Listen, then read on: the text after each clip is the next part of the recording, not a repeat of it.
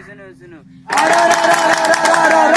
वो आ गए नुक्कड़ नाटक वाले, वो आ गए नुक्कड़ नाटक वाले। नमस्कार, सत श्री अकाल। हेलो। तो ऑडियंस कैसा का है? मजामा? नमस्कार भाइयों और बहनों, देवियों और सज्जनों, बच्चों और बूढ़ों। हम आज आप सभी के समक्ष एक नुक्कड़ नाटक लेकर आए हैं जो आपको आर्द्र भूमियों के बारे में बताएगा। आइए देखते हैं एक आर्द्र भूमि का दृश्य।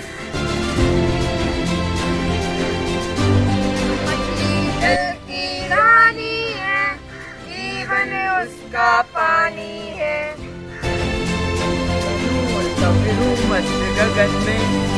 क्या हुआ, तुम लोग इतने उदास क्यों हो? बड़ी दुविधा में है भाई। कैसी दुविधा? अरे क्या बताएं भाई, हम जहाँ पहले स्थान पर रहते थे वहाँ पर मानवों ने उद्योग स्थापित कर लिए हैं। उस कारण हमें यहाँ आना पड़ा। हमारा पूरा परिवार पिछड़ गया है। हम बस 2 यहाँ पर आके भाग चुके हैं और हमारे मित्रों का तो पूरी प्रजाति ही नष्ट हो गई है। हमें उनके मासूम चेहरे याद आते हैं। अब अगर मानवों ने यहाँ पे भी उद्योग स्थापित कर लिए तो हम क्या करेंगे? हम लोगों को ये डर है कि हम फिर से बेघर न हो जाएं। ये बात तो तुम लोग बिल्कुल उचित कह रहे हो। जहाँ पर पिछली बार हम लोग ठहरे थे अब तो वहाँ पर काफ़ी बिल्डिंगें बन चुकी हैं। मुझे अपने प्राणों की चिंता है। मुझे डर है कि अगली बार तक मैं भी जीवित रह पाऊंगा या नहीं। परंतु प्रिय बंधुओं, आप लोगों को तो केवल अपने बेघर होने की चिंता है।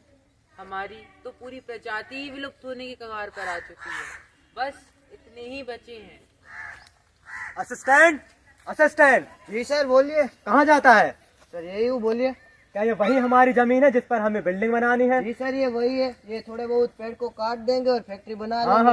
और पानी भी यूज आ जाएगा। ये तो हमारे लिए ही फायदेमंद है। नदी है तो उसमें हम कचरा बहा देंगे हमारा। ये तो और भी अच्छा है। भाई साहब, भाई साहब, भाई साहब। क्या भाई साहब, भाई साहब, भाई साहब? सर है हमारे, थोड़ी इज्जत दीजिए। बड़े बड़े फैक्ट्रियों के मालिक है, बिजनेसमैन है। जी आप कौन? मैं पास के एनजीओ में काम करता हूँ जो एनवायरमेंटल सेफ्टी के लिए काम करता उससे हमारा क्या लेना देना? आपका इससे कोई लेना नहीं। आप ये क्षेत्र तबाह करने की बात करते हैं। इस क्षेत्र ने कितने जीवों को वो दे रखी है पनाह, और उसके बाद ये आपके लिए, हमारे लिए, पूरी मानव जाति के लिए बहुत ही ज्यादा जरूरी है। तो भाई साहब, जो हम फैक्ट्री लगा रहे हैं ना, वो हमारे देश के विकास के लिए बहुत जरूरी है। आप देश के विकास की बात करते हैं। ये विकास आपके काम आएगा, मेरे काम आएगा। आपको लगता है हमारी आने वाली पीढ़ी के भी काम आएगा? भाई साहब, एक बात ध्यान से सुन लीजिए। मैं सिर्फ अपना लाभ हानि देखता हूँ। मुझे किसी और चीज से कोई मतलब नहीं है।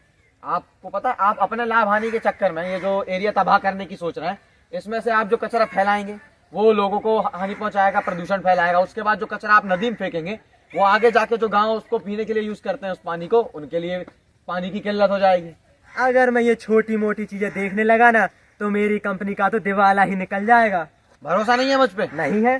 तो आइए देखते हैं भविष्य का एक दृश्य। तो चलिए देखते हैं। सुनो सुनो भाई, सुनो सुनो। आओ देखें भविष्य हमारा, भविष्य के विनाश का नजारा। सुनो सुनो भाई, सुनो सुनो, सुनो सुनो भाई, सुनो सुनो। आओ देखें भविष्य हमारा, भविष्य के विनाश का नजारा। और भाई सुनाइए, क्या हाल चाल है? अरे आप बताएं भाई, अब तो दिन कैसे जा रहे हैं हम ही जानते हैं। हाँ सही बात है, आजकल तो जमाना ही बदल गया है। सही बात है ये तो बिल्कुल। अब तो पिछले दिनों जैसा कुछ नहीं रहा है। बेटा, मुझे पानी चाहिए था। पानी मिलेगा क्या? जी दादी, थोड़ा पानी। हाँ मेरे पास। लीजिए दादी पानी। ये पानी कितने का है? ये दादी पानी सिर्फ 10,000 रुपए का है। क्या? 10,000 का? आप ऐसे लोगों को लूटते हैं? क्या दादी आपको लग रहा है मैं लूट रहा हूँ? यहाँ पे मैंने बाजार खोल रखा है। तो इतना महंगा पानी कौन देता है? दादी शायद आपको पता नहीं है, पानी के भाव 7वें आसमान पर हैं।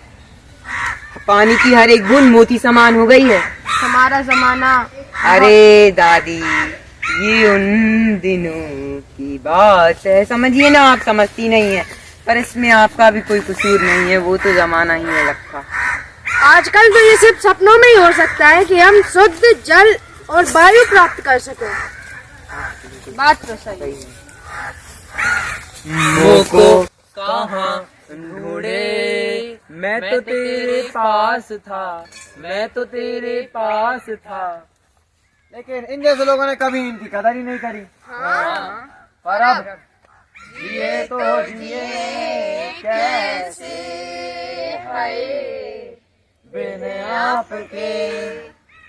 मुझे तो अब भी इनकी कोई परवाह नहीं है। अरे भाई कोई इसे निकाले ना यार यहाँ से। और बेताल भाई सब बढ़िया? अरे भाई विक्रम बढ़िया यार, तुम सबको इतने भाषण दे रहे हो शुद्ध जलवायु के ऊपर और दलदली क्षेत्र के ऊपर, आप लोगों ने सुना ही। पर तुम देखो तुम खड़े कहाँ हो मित्र इस वक्त। अरे यार बातों बातों में तो मैं खुद एक दलदल में फंस गया, थोड़ी मदद चाहिए यार। नहीं मदद मैं ऐसे नहीं करूंगा। कैसे फिर? मदद मैं जब करूंगा जब तुम मेरे कुछ सवालों के उत्तर दोगे। ऐसा क्या? हाँ तो चलो पूछो। अच्छा तो बताओ, ये दलदली क्षेत्र हैं, ये किसी की जान लेने के अलावा क्या किसी फायदे में भी आते हैं? अरे ये दलदली क्षेत्र बहुत फायदों में आते हैं। जैसे कि ये दलदली क्षेत्र जीवों को पनाह देते हैं, उन जीवों को पनाह देने के अलावा ये पानी को साफ रखने में और हवा को साफ रखने में काफी अहम भूमिका निभाते हैं। उसके बाद ये सॉइल इरोजन और फ्लड कंट्रोल में भी बहुत मेन रोल प्ले करते हैं। चलो ठीक है। अच्छा ये बताओ, इसे बचाने के लिए क्या कर सकते हैं? इसे बचाने के लिए इसे तुम और मैं अकेले मिलकर तो बचा नहीं पाएंगे। इसे बचाने के लिए लोगों को जागरूक होना पड़ेगा, उन्हें अपनी आदतों में कुछ बदलाव लाने होंगे, जैसे कि पानी को बचाना। जितना ज्यादा ये पानी को बचाएंगे उतना उनके लिए हमारे लिए अच्छा होगा। उसके बाद पेड़ पौधों को लगाना। ऐसी जगहों पे पेड़ पौधों की किल्लत इसलिए हो जाती है क्योंकि बड़ी बड़ी कंपनियां अपने फायदों के लिए इनको काट देती हैं। उसके अलावा ये पेड़ पौधे लगा के मरीन लाइफ को सपोर्ट करके, मरीन लाइफ ही नहीं किसी भी तरह की जीव जंतुओं को सपोर्ट करके इन्हें बचा सकते हैं। उसके बाद आजकल की सबसे गंभीर समस्या ये कचरा फैलाना। ये नदी तालाबों और आसपास की किसी भी वाटर बॉडी में कचरा फेंक देते हैं। ये एक बहुत ही बड़ी समस्या बन चुकी है क्योंकि ये आगे चल के जानलेवा बीमारियों का रूप ले लेती है और ये बीमारियां हमें तो कुछ नहीं, आपको ही नुकसान पहुंचाएंगी जो उनके आसपास रह रहे होंगे।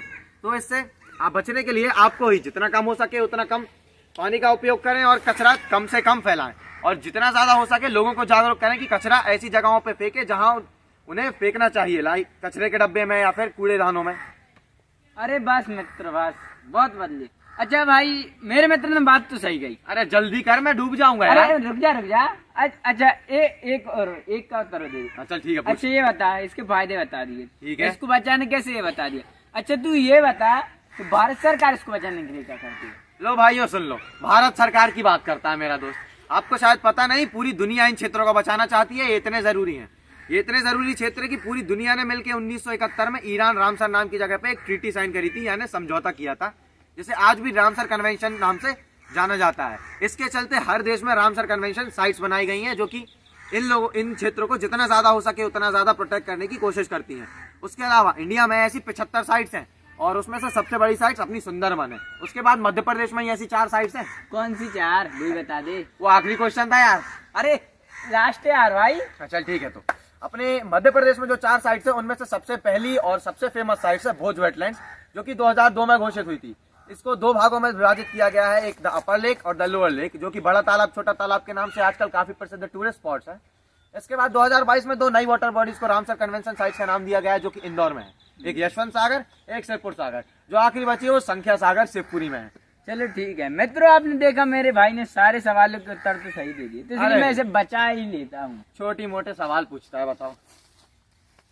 पर्यावरण के असंतुलन से डरें, आर्द्र भूमियों का संरक्षण करें, इंसान अपने स्वार्थ को घटाएं, प्राकृतिक धरोहर को बचाएं।